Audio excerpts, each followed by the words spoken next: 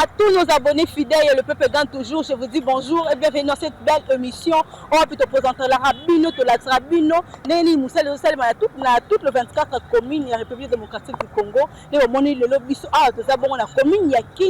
commune Yakin, précisément la direction de Bisso Kabamba, parce que c'est Bisso Moussala et la réhabilitation, parce que déjà, Makadam Ezalaki, mais comment qui m'a bé, Boukanaki, comment qui fait impraticable, il n'y avait plus moyen. Il y a des motos, des mituka et les cas comme auparavant. Parce que ceux qui ont les bêtis, ma boule, c'est créé qui wana, ma ekotonda, des mituka, moi, tambola malonga, ils étaient moyens, des motos, les camalora, ils attendaient, voilà, qui c'est le chef de l'État, Zoa qui est le c'est le peuple congolais, direction Kabamba, pour que Moutounion soit comme à l'aise. Pour avoir ce qu'on a fait, ça ne va pas. On a pembe, ceux qui ont les bêtis, ça ne va pas. On m'a la moto qui ne me passe parce que la moto n'est pas donc ça ne va pas. Et déjà aujourd'hui, nous avons avec les images, vous pouvez constater que déjà à niveau aussi remblayage, si remblayage, comme il faut que ça au niveau ya couler parce que déjà la barre de fer et tout n'est pas ça la couler. Donc dimension au niveau comme na ya musala et couler une partie de Kabamba jusqu'à bon marché. Et déjà pour les images, en train quelques minutes pour la évolution à Moussa Neni et qui est Kitoko Mingna Lombango. Bon, on a micro habitué le peuple gagne toujours pour désannoncer cette belle émission. On se retrouve dans quelques minutes. Maman Lydie Lukeba, présidente provinciale ya ville la province à Kinshasa, a sali appel neye ya kobenga bilingi nyonso baya ko s'adhérer na kati ya parti politique IVT ou elakisi Union pour le Valeur Tshisekediste et Kambami Bongo et pas monsieur Josué Kalala Wakalala ou azali premier vice-président du Sénat à Bengi Bandeko tout ezaloza elenge papa ndeko yaya mama boya ebele ko s'adhérer na kati ya parti politique IVT pe lisusu mama lidi asali appel na ye ya kobenga ba mama tout ya République démocratique du Congo, précisément ba mama tout ya district ya Moamba baya kosadere na kati ya ONG mwasi pe moto place wapi bazola ki sa valeur ya mwasi que mwasi pe azali moto, mwasi pa ko telema na kati ya mibali, mwasi pa ko sala o nyonso moto akoki ko sala, mwasi akoki ko bongisa, mwasi pe ko apporter en plus na kati ya mboka na ye, pe mwasi akoki ko ajouter ba valeur mususu o ezangaki. Yango bomoni mama lidi ye moko apesi biso ba exemple na ye ndenge ya kitaki na kati ya district ya Moamba atiaki bilenge maboko, place wapi sengelaki ya kobongisa babongisi, place ya kokire ba caniveau, place ya kobongisa banzela, place ya koide pe mama lidi lukeba azalaki wana présente pona kosunga. Alors yango beti mbela ya kobenga ba mama nyonso ya République démocratique du Congo, précisément ba mama ya district ya Moamba baya ebele na kati ya ONG mwasi pe moto. Alors cordial à toutes et bienvenue.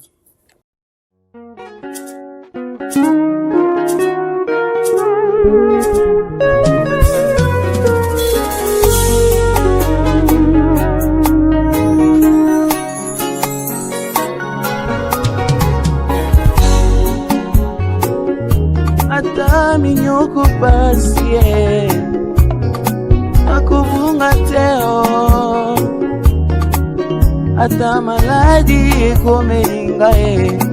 akolemba te, ata mokili esundolinga nakotika yo te, mutima na ngai panda kimia ndimela Yesu mutima na ngai batela kimia kolo azali. Alléluia. Ata famille sundolinga lokola jefte nakotika yo te, nawe yolokotaka na fulu fandisi na ngwende, yawe upisaka mosala na baye bazanga diplome nzamboyo, alungula kilamba soni mutima na ngai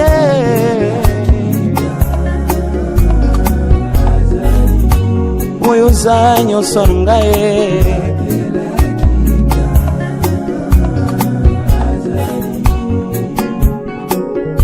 yo mutu mosala ezomela Nzambe na yo azali, yo mutu mabota ezomela oyo asala yo azali, yo mutu libala ezomela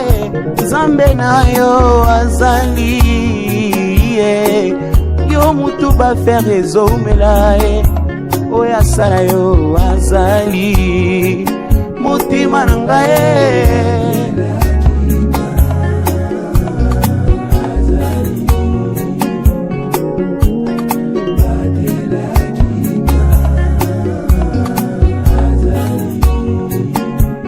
na poste nanga lokola baku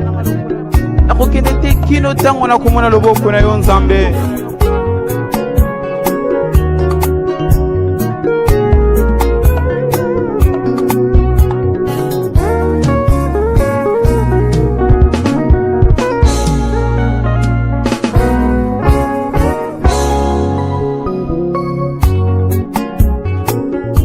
Sana kosala ba jeune tongo midi pe pokwa pona tina ya lokumu na yo, nakulimba te kusalila yo yawe, anatama bote umelaki suka suka simba samele na omo ya via na nyotika yango ina cheve, isunga basantu eza na maloba na yo oyo asala yo malgré basi aza dongo midi pe pokwa izaluza na mbitu pitale azali bolenga te yawe yawe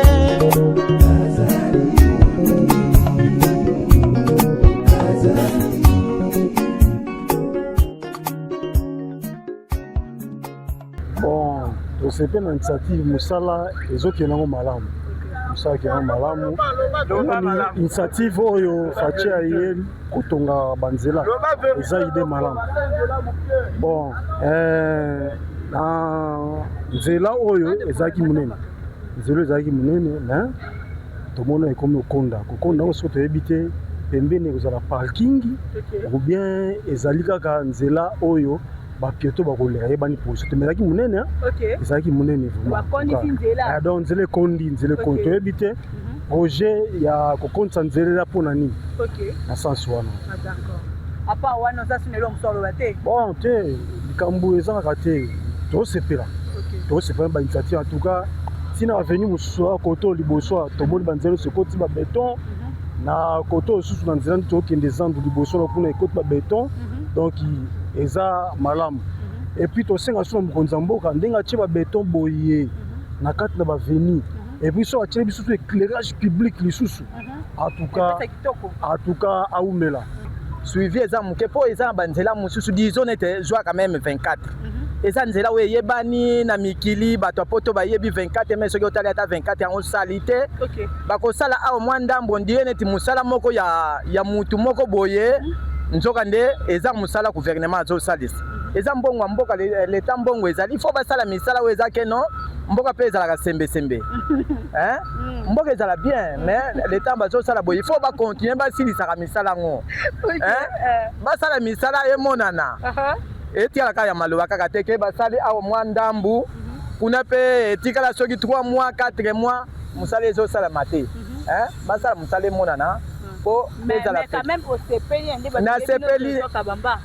direction ya kabamba nasepeli nanu te basilisa yango nanu po nanu esili te ekomi nanu sembesembe ya makasi te epesa sembesembe bato basepela bon bakonzi ya mboka eloko nalobi merci nzambe apambola bango na misala oyo bazosala mais bazala na suivi ya kotalaka misala yango bato bazosala misala mais soki babandone kaka boye bato bakofingama eza kaka bango bango basalaka suivi pour na misala biso nde kotelanga na kaka boye nde. Bien, je vois, c'est une route qui est en train de revenir parce qu'elle était un tout petit peu délabrée, surtout dans le tronçon au-delà de Kasavubu. C'est là que vraiment c'était dans un état de délabrement très avancé. Pour le moment, je sens qu'on est en train de reconstruire. La route paraît encore avec beaucoup de modernité. Il y a l'espace pour les piétons, il y a devant le lycée ici, je vois, on nous a parlé d'un espace pour les véhicules comme un garage. Raison pour laquelle ils ont diminué le tronçon. Je crois, bon, je sens qu'on peut avoir diminué, mais les véhicules peuvent passer sans problème. Si on a diminué pour trouver le trottoir pour les piétons, je ne vois pas ça en mal. Vous avez encore un mot à dire pour notre président Bon, pour notre président, c'est mon président, je l'aime beaucoup. Dans l'infrastructure, je sens qu'il y a beaucoup d'innovations,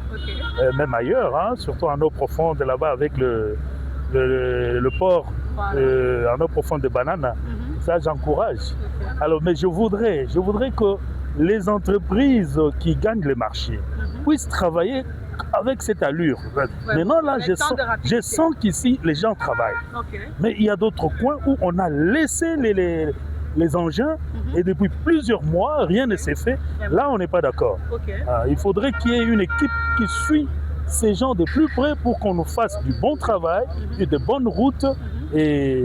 là, ça sera pour longtemps. Voilà notre chers fidèles internautes, j'espère très bien que Bisson Totali, tout le monde est nzela biso ba biso ko banda wi grand point Willery awa jusqu'à bon marché, ndeni ezo salema, ndeni ba tonga biso ngo avec de rapidité parce que une étape on va comme une étape ya ko couler ba béton, de bon monisco bazo tia ba classement ya ko luka ko classer ba fil de fer, fil de récuit et tout. Deni basala la terme technique vraiment j'en ai pas. Donc binomo bomoni, musa les autres qui ne payent le mot parce que awa direction oyo donc comment qui impraticable et ça ne peut pas passer mingi. Pour les gens la mot principal vraiment ba ke darazando ba babimaka ba ke dara ba kita bakot ma huilerie ba tu ba ko ba bon marché donc ça pendant de la moko ya munene makasi ozo senga ezaka ka bien na état lango normal pour na et faciliter embouteillage et faciliter